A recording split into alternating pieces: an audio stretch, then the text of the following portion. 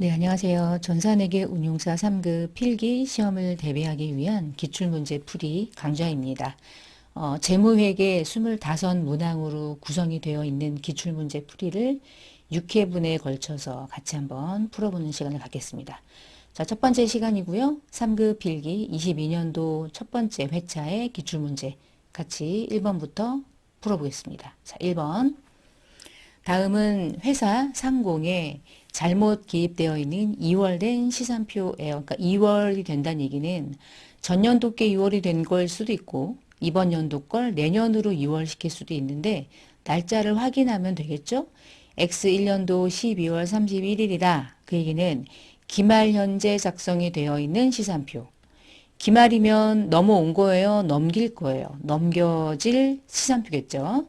시산표라는 계정의 특징이 뭐냐면 모든 계정 과목을 중간에 열거하고 그 계정이 1년 동안 차변에 얼마였으며 대변에 얼마였는지 그래서 잔액은 얼마가 남아있는지를 보는 거예요.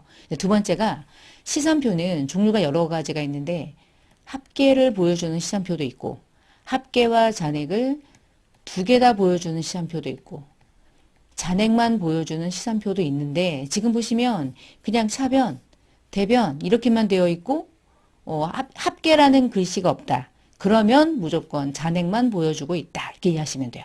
자, 그럼 받고 자 지금 질문하는 거 뭐냐면은 2월 시산표를 수정한 후에 이에 대한 설명으로 옳은 것은 해가지고 뭔가 막 이렇게 있거든요. 시산표는 차변과 대변이 일치해야 돼요. 일치하지 않으면 틀린 거거든요.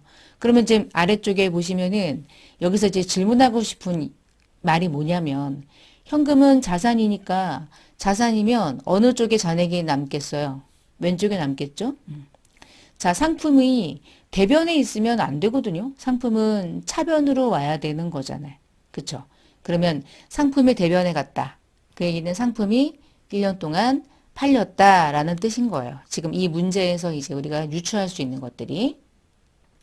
그러면 잘못된 금액들을 자기 자리 쪽으로 한번 수정을 좀 해볼게요. 상품은요. 25만 원이 잔액이 있으니까 그 잔액은 차변에 와야 되는 게 맞고 이렇게 네, 바드럼하고 외상매출금은 차변 잔액인 게 맞죠? 그러면 여기서 이제 옳은 걸 찾는 거였는데 동그라미 1번 패턴을 보니까 매출 채권은 35만 원이다 돼 있는데 매출 채권은 바드럼과 외상매출금을 더한 합계죠. 그럼 18만 원인 게 답인데 35만 원이라고 한 건 틀린 거야. 이건 일단 틀린 거. X 하시면 되겠고.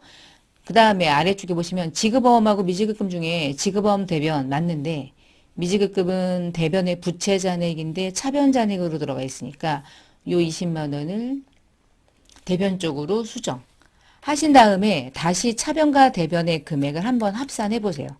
자, 계산기를 들고 하셔야 돼요. 그러니까 30만 원에서 25만 원에서 18만 원을 더하시면 합이 얼마로 바뀌냐면 73만 원이 되고요. 대변도 한 번 더 해볼까요? 35만 원에 20만 원에 18만 원, 73만 원이 맞아요. 지금 수정한 거죠.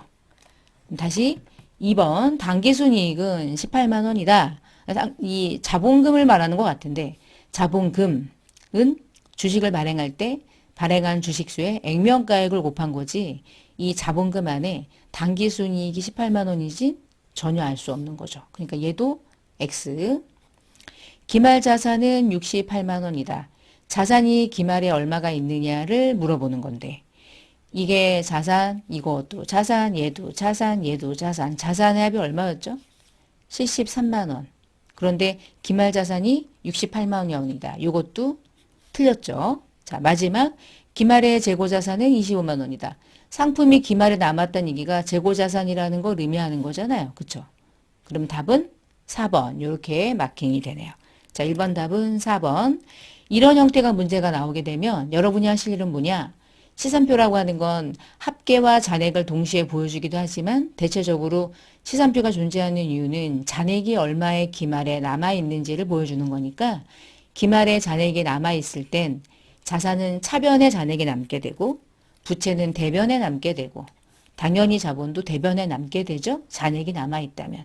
그 자기 자리가 잘못 기재되어 있을 때 자기 자리에 옮겨놓고 차변과 대변의 합이 일단 일치하는 게 원칙이니까 이거를 일치시키는 것부터 먼저 하신 다음에 그래 놓고 이제 하나하나 찾아 나가시면 조금 더 수월하게 문제를 푸실 수가 있겠습니다. 자, 1번 다 풀어봤고요. 자, 지우고 2번으로 가볼게요. 자, 2번은 7월 달에 상품과 관련된 들어오고 나가는 과정. 그래서 매출이 들어온 거는 매입일 거고 매출은 인도겠죠. 판매. 이와 관련된 설명 중에서 이 문제도 옳은 것을 찾는 거네요. 자, 그럼 하나씩 볼게요. 옳은 거니까 1, 2, 3, 4 문항 중에서 매출 원가가 5만 1,000원이 맞으면 매출 총이익은 19,000원이 안 나오겠다. 둘 중에 답은 한 개니까. 그러면 3번부터 볼까요? 이동평균법으로 단가를 결정해서 기입하고 있다. 만나볼까? 이동평균법은 600원짜리가 있었고 30개가 700원에 2만 1,000원에 입고를 하게 되면 50, 30개를 구분해서 기재하지 않죠. 이동평균법은 모든 수량과 모든 원가를 더해서 원가와 수량으로 단가를 매번 들어올 때마다 평균 내는 방식인데 지금 평균 내지 않고 50개는 600원짜리 그대로 기재하고 30개 700원을 그대로 기재해서 이 중에 매출이 됐을 때 50개 20개를 출고할 때 50개 600원짜리 전부 먼저 출고하고 나머지 30개 중에 20개를 700원짜리를 출고하는 방식을 취했잖아. 이 방식이 선입이죠. 일단 얘를 제끼세요. 자, 선입이에요. 그 다음에 7월 24일에 이 매출 거래를 선입으로 하지 않고 후입으로 하게 되면 매출원가가 적어질까요? 후입으로 하게 되면 이날 30개 700원짜리를 먼저 파는 걸로 보면 높은 단가를 먼저 파는 걸로 가정하기 때문에 원가는 후입으로 하게 되면 원가가 커지고 원가가 커지니까 이익이 가장 과소계상되는 방식이 후입이었죠. 그러니까 얘도 틀렸죠. 자, 그러면 이제 1번하고 2번이 이제 관건인 거예요. 자, 그럼 매출원가를 좀 볼게요. 매출원가는 얼마죠? 이거 두 개 더한 거잖아. 그쵸? 매출원가는 3만원, 14,000원 해서 4만 4천원이죠. 그 매출 총이익은 얼마입니까? 19,000원이 매출 총이익이다 라고 되어 있는데 이때 이 매출 총이익을 구하는 방식은 매출액에서 매출원가를 차감하잖아요. 근데 매출원가는 나왔죠?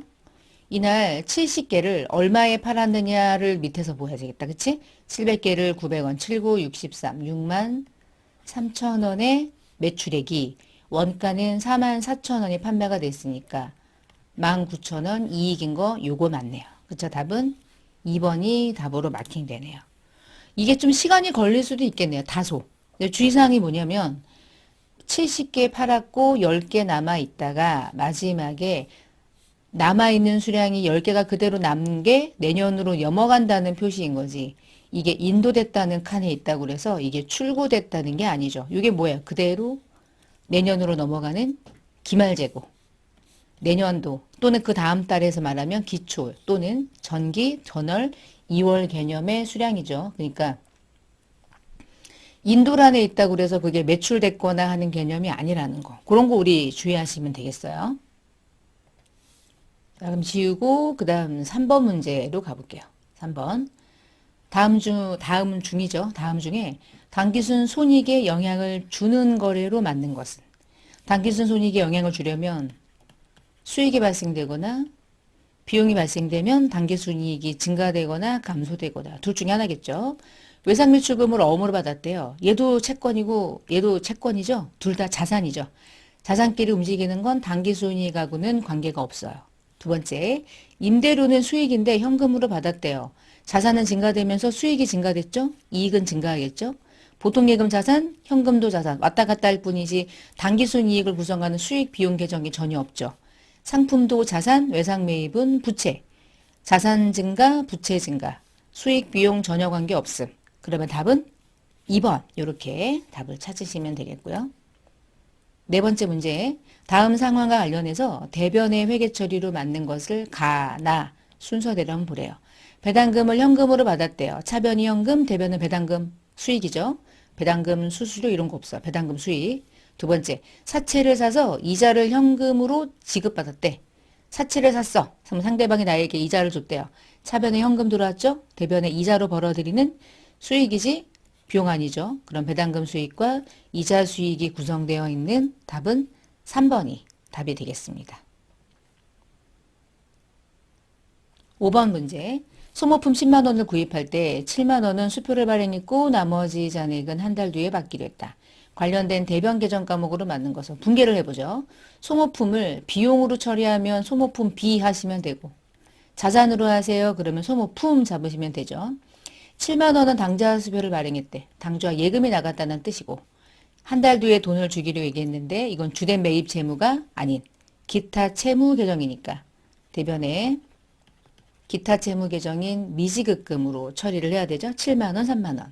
그러면 대변에는 당좌 예금, 미지급금 답으로 되니까 답은 1번이 답. 자, 그 다음 6번 문제.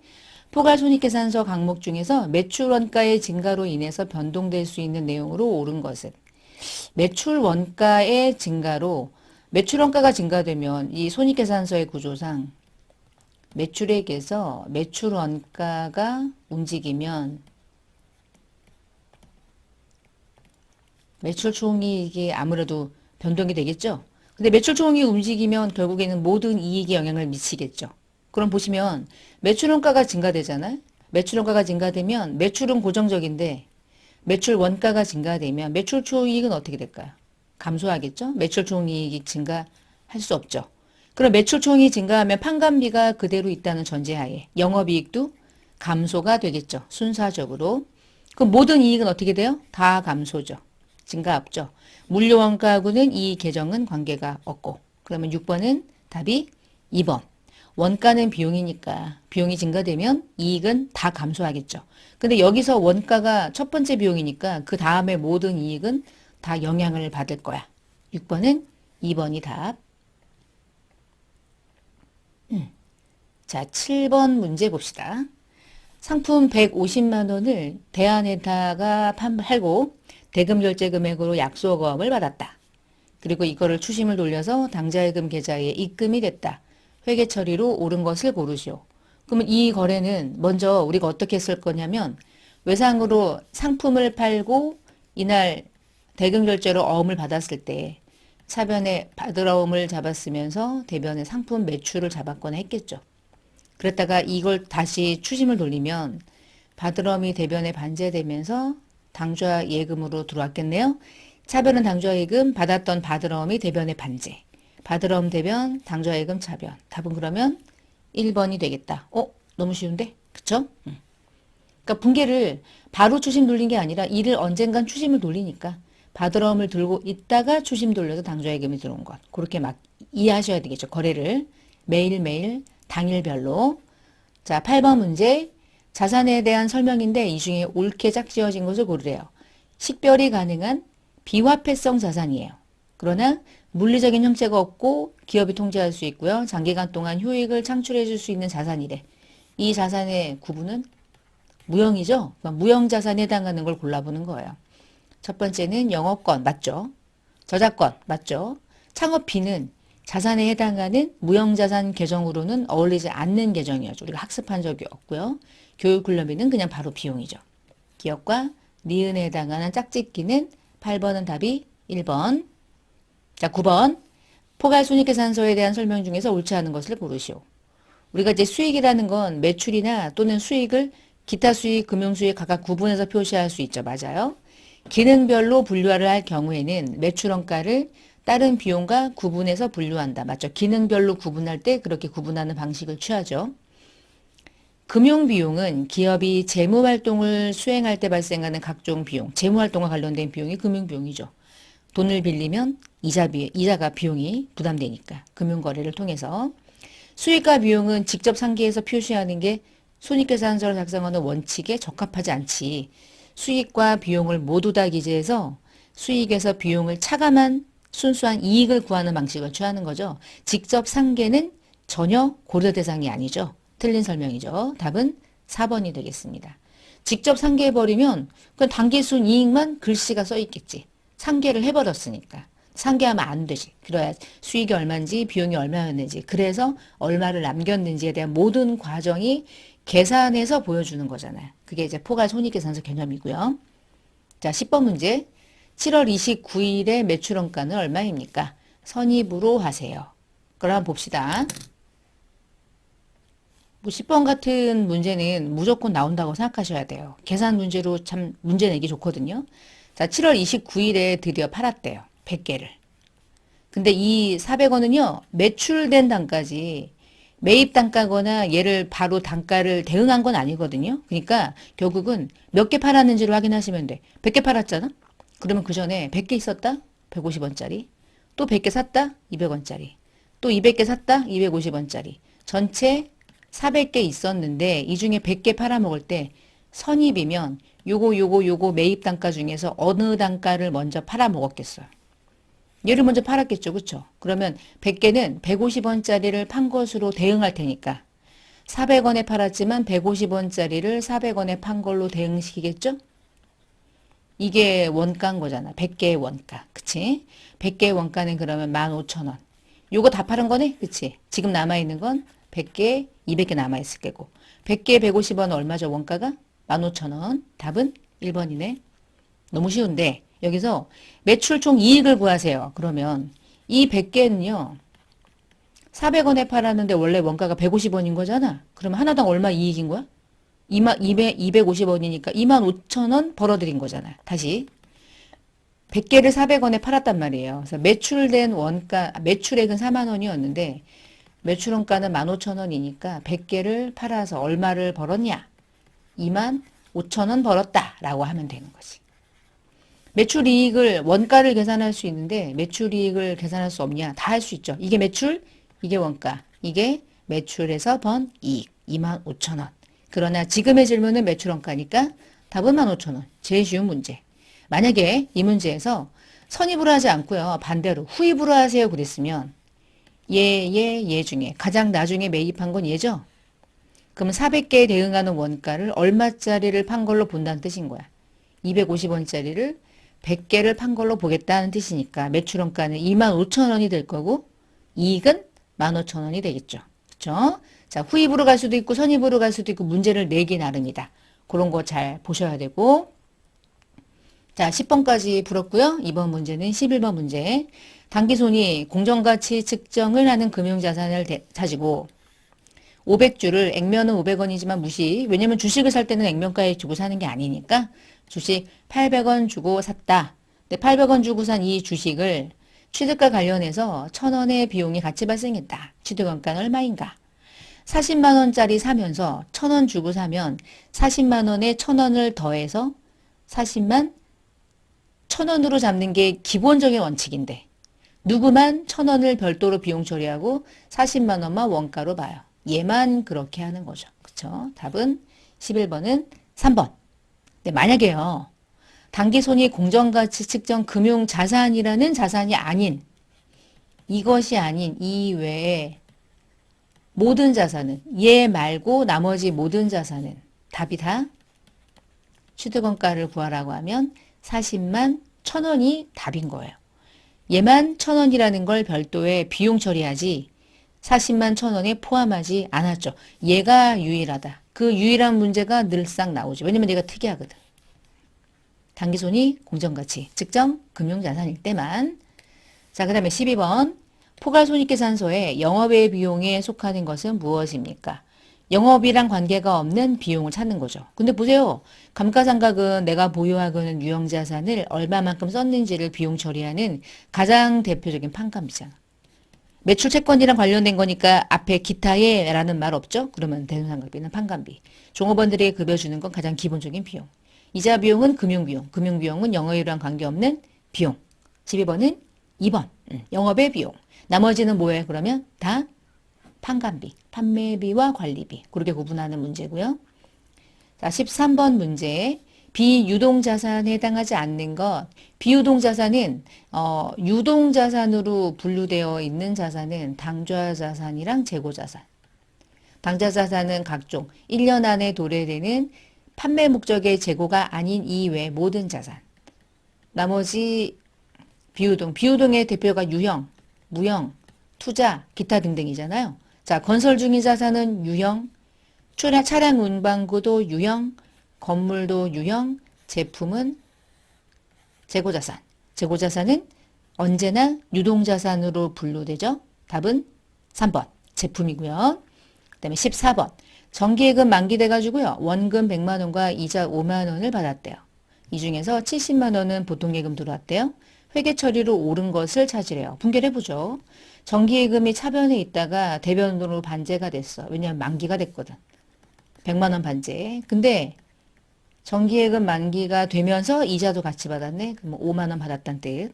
그럼 105만 원 받아야 되는데 70만 원은 보통예금으로 들어왔고 그러면 35만 원은 어디로 들어왔다는 뜻이냐. 보통예금에 예입되었다. 나머지는 현금으로 들어왔다. 뭐 이런 뜻이겠지? 이 중에 70만 원만 보통예금이니까 나머지는 현금. 자, 대변의 정기예금은 100만 원이 기재된다. 맞죠? 뭐야? 차변의 이자 수익이에요? 아니요. 대변에. 보통예금 차변이지 대변 아니죠? 차변의 현금은 35만 원이지 105만 원? 아니죠. 이거 틀렸죠? 답은 1번이 맞았네요. 자, 15번 문제로 가봅시다. 15번 자본 계정 중에서 자본 조정에 속하지 않는 것은 우리가 자본 계정은 자본금이라는 액면가에 기재되는 거 있었고 자본잉여금에 3개 있었죠. 주발초. 자본잉여금인데 그치? 주발초. 감자차익 그리고 자기주식 처분이익 있었고요.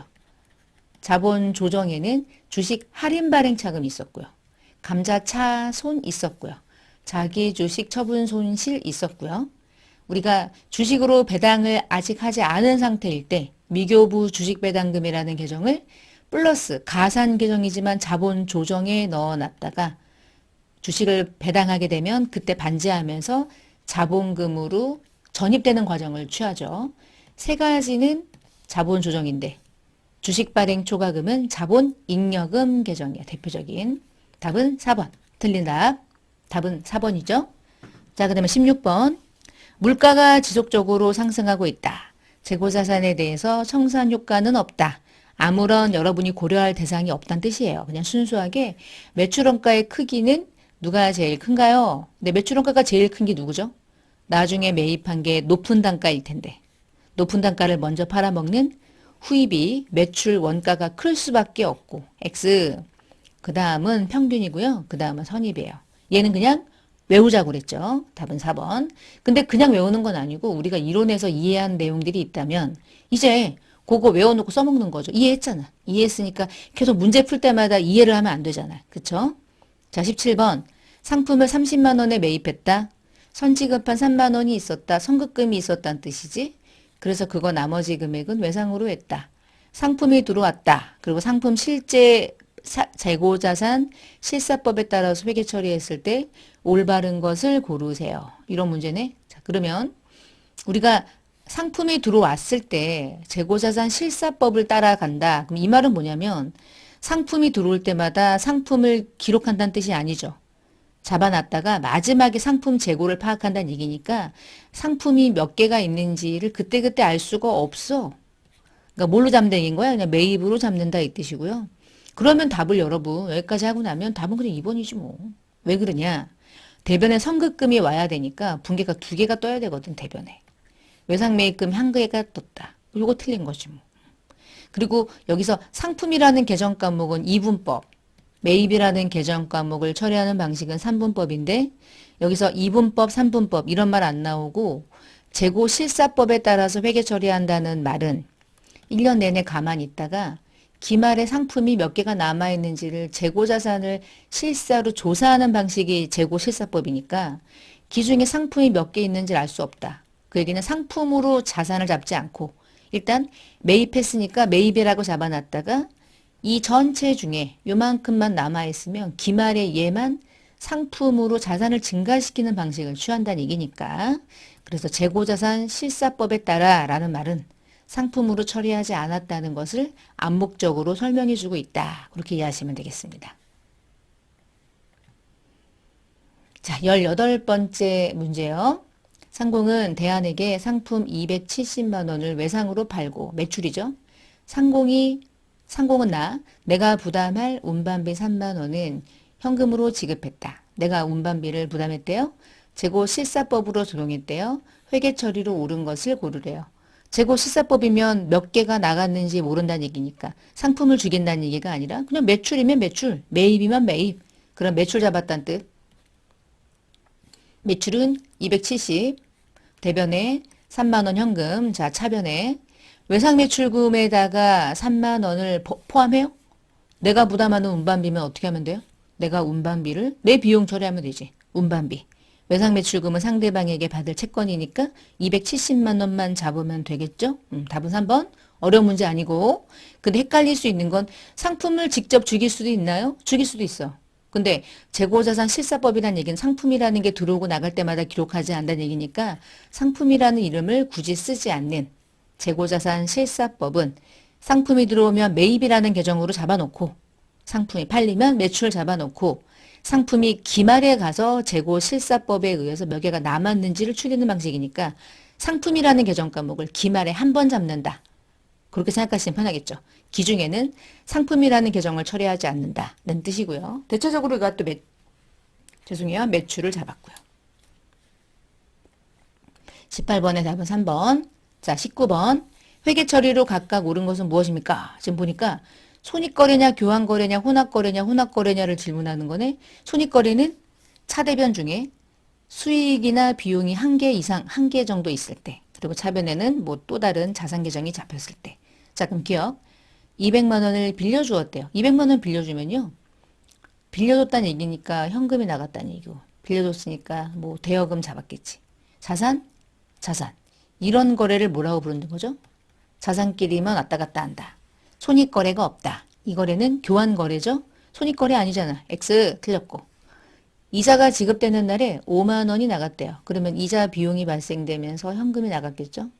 이런 걸 뭐라고 불러? 이런 게 손익거래야. 니은 아니고요. 교환거래 아니죠. 디귿 만기가 돼서 원금과 이자를 모두 다 현금으로 지급했대요. 현금이 나갔는데 이자 비용이 나가면서 동시에 원금 만기가 도래돼서 원금 이자가 모두 현금으로 나갔대. 그러면 원금이 있었단 얘기는 그 원금이 차변으로 반제가 된다는 뜻이겠지. 그게 뭔지는 모르지만 어쨌거나 빌렸던 돈이니까 뭐 차입금 정도 아닐까? 그렇죠. 모두 현금으로 지급을 했다는 뜻이니까. 자, 이런 거래를 뭐라고 부르냐면 혼합거래라고 부르는 거예요. 혼합거래는 차입금과 현금만 보면 그냥 교환거래 같은데. 근데 또 쪽에 보니까 뭐가 있냐면 이자 비용과 현금이 또 있어. 비용하고 또 자산이 묶였잖아. 그치? 그러니까 손익 계정도 있고 자산 부채 자본 계정인 BS 계정도 동시에 있는 이런 거래들을 우리는 혼합거래라고 부르죠. 그러니까 지금 뭐 만기가 돼서 만기가 돼서 원금 이자를 갚았다라는 말만 있지 이게 차입금인지 아닌지를 알려주지 않았으니까 나는 모르겠습니다. 그럼 이상한 거지. 여러분 돈으로 갚았다는 얘기는 내가 빌린 돈을 갚은 거지 빌려준 돈을 갚는 건 아닐 거잖아요. 답은 3번이 맞네요. 자, 20번, 21번, 20번. 재고자산에 대한 설명 중에서 옳지 않은 것을 골라봅시다. 상품을 매입하는 과정에서 지출하는 비용은 매입하는 때 관련되는 건 매입 원가, 매입 시 부대 비용에 포함시키는 거지 판관비라는 비용 처리하지 않죠? 옳지 않아요? 20번은 바로 답이 1번으로 나와버렸네요. 자, 2번. 기업이 정상적인 영업활동에서 판매를 목적으로 구입해서 가지고 있는 게 재고 맞죠? 재고는 감가 안 하죠? 누가 감가하죠? 유형, 무형이 하는 거죠. 판매되지 않은 건 위탁품이라고 할지라도 기말재고 자산에 포함해야 된다. 판매가 안 됐으니까. 당연히 기말에 남아있을 거 아니에요. 20번은 1번이 옳지 않은 설명이었고요. 자, 그 다음에 이제 21번 문제. 시산표를 작성하는 이유로 가장 타당한 것은 시산표는 차대가 맞았는지 1년 동안 장부를 다 기장했는지 그걸 확인하는 거예요. 당기순이익을 산출하기 위한 거 아니고요. 작성하는 기본적인 원칙, 이유. 회계상의 거래가 분계장에 정확하게 분계되었느냐를 기재한다. 거래가 분계장에 정확하게 분계되었나를 가지고 시산표를 작성하는 이유로는 타당하진 않아요. 왜 그러냐면 분계는 틀릴 수 있어. 근데 시산표는 분계가 틀려도 몰라요. 예를 들면은 차변에 현금이 와야 되고 대변에 뭐가 올까? 외상매출금이 와야 되는데 얘가 차변에 오고 얘가 대변에 와서 분계가 이렇게 돼도 시산표는 그걸 확인할 수가 없어요. 대신 분계장에서 손해정원장으로 정확하게 전개되었는지를 파악하기 위한 것으로는 이 시산표를 작성하는 가장 적합한 원칙하고는 조금 어울리죠. 차대가 맞거든요, 결국에. 이 총계정 원장으로 정확하게 전기가 될 때 잘못 기재가 되면 차대가 뜨게 돼 있거든요. 근데 그것을 정확하게 확인할 수 있는 가장 첫 번째 장부 중에 하나가 시산표의 기능이에요. 거래 이중성에 따라서 분계장의 기록이 정확한지를 파악하기 위함이다기보단 내가 분계한 내용이 총계정 각각의 장부에 현금은 현금, 외상매출금은 외상매출금 각각의 자기 자리에 기재가 되면 잔액이 각각 남게 될 거고 그 잔액이 차변과 대변에 모두 다 일치하면 모든 계정이 정확하게 옮겨서 기재가 됐다는 걸 확인할 수 있게 되거든요. 근데 암묵적으로 우리가 판단할 수 있어요. 그 답은 3번이 되겠습니다. 그러니까 결국에는 시산표에서 이것저것 확인할 수 있지만 가장 타당한 것을 물어봤다면 답은 3번. 가장 타당한 것. 자, 22번. 옳지 않은 것. 부채에 대한 설명 중에 옳지 않은 것. 부채는 과거 사건의 결과로 존재하는 갚아야 될 의무죠. 부채라고 하는 것에서 의무는 경제적인 자원을 이전하는 것이다. 누군가에게는 이 대가를 누군가에게는 지급해야 될 의무가 존재하니까 부채에서 의무는 기업에게 있는 거죠. 부채가 발생하게 되면 채권자가 확정이 돼요. 부채 중에 대표적인 부채 중에 하나가 이거죠. 퇴직급여 충당부채. 상대방이 정확하게 확정되어 있지 않은 충당부채 계정들도 존재하잖아요. 그렇죠? 그러니까 확정부채가 아닌 충당부채도 있기 때문에 상대방의 채권자, 이 돈을 받을 사람이 채권자인데 나는 줄 사람이고 근데 완벽하게 정해져 있지 않은 부채도 존재하죠. 충당부채가 그런 대표적인 특징을 가지고 있고요. 이 중에 틀린 설명은 4번. 자, 23번. 앞에서 봤던 당기손이 그 금융자산을 200에 샀다. 기말 현재 공정가치가 250이다. 그러면 50만 원만큼 어떻게 하죠? 평가이익 잡는 거죠. 자, 200으로 표시합니까? 250으로 결국 표시합니까? 시가법 250. 평가손익은 당기손익으로 인식하지 않고 처분시 인식한다? 당기손익으로 인식하죠. 평가이익으로요. 당기손익 이 자산에 대한 평가이익은 기타 포괄로 가요? 당기손익으로 가요? 당기손익으로 가는 거죠.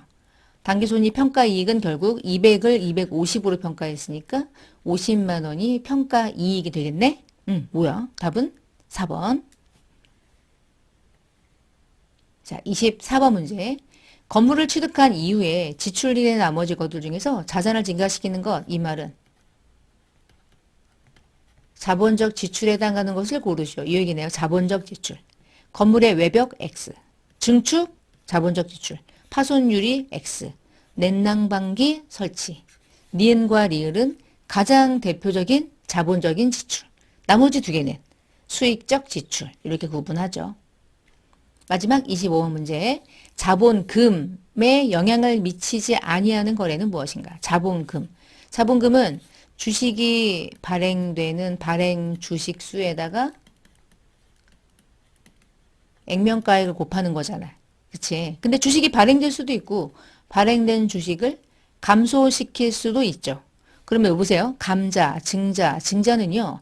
자본금 자체에 완벽하게 영향을 미치죠. 감자에 있으니까 자본금 감소. 증자니까 자본금 증가 대놓고. 증자잖아. 근데 돈을 받고 움직이면 유상, 돈이 없으면 돈을 주고받지 않은 상태에서도 증자할 수 있잖아. 잉여금을 재원으로. 어쨌거나 잉여금은 감소되면서 자본금은 증가하니까. 감자, 증자, 증자의 이 자가 뭐예요? 자본금. 자본금 감소? 움직였잖아. 자본금의 증가 움직이죠. 자본금의 증가 움직이죠. 그런데 배당금을 현금으로 주는 건 배당금 현금으로 나가는 거잖아요. 이렇게. 그리고 미지급 배당금이 잡혀 있다가 나가겠지. 이런 식으로. 자본금 계정 써요? 절대 쓰지 않죠? 자본금에 전혀 영향을 미치지 않는 거래. 답은 1번이 되겠습니다. 25번까지 풀어봤어요. 그래서 22년도의 기출문제 중에 한 회차를 첫 번째 시간에 25문항이 출제되죠. 운용사 3급 시험은. 자, 기출문제 풀어봤고요. 다음 페이지 그 아래쪽에 보시면은 지금까지 풀었던 1번부터 25번까지 정답 마킹되어 있고요. 이 마킹만 되어 있고 문제 풀이 과정은 강의를 통해서 여러분이 중간중간에 놓쳤던 부분을 잘 정리하시면서 기출문제를 가지고 시험을 대비하시는 과정입니다. 자, 첫 번째 우리 운용사 3급 필기 기출문제 풀이 시간이었고요. 자, 이렇게 해서 마치고 또 다음 시간에 뵙겠습니다. 감사합니다.